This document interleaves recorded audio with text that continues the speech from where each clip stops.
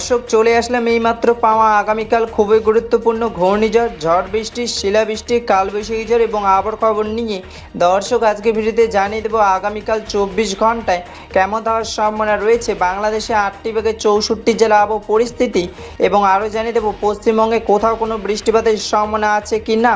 দর্শক আপনি যদি আমাদের চ্যানেলে নতুন দর্শক হয়ে থাকেন তাহলে চ্যানেলটিকে সাবস্ক্রাইব করে পাশে থাকা বেল আইকনটি অন করে দিন।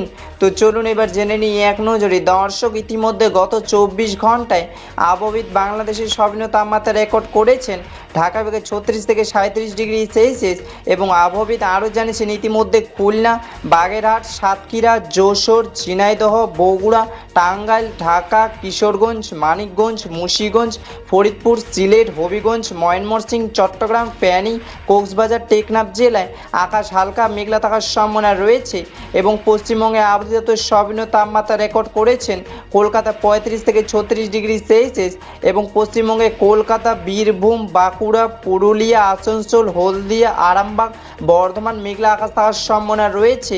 দর্শক এবার সরাসরি চলে আসলে মেঘ বৃষ্টির স্যাটেলাইট পূর্বচিত্রে এবং এই মুহূর্তে দেখতে পাচ্ছি আজ এবং আগামীকাল 24 ঘন্টায় বাংলাদেশে 8টি ভাগে 64 জেলা আকাশ মেঘলা থাকার সম্ভাবনা রয়েছে।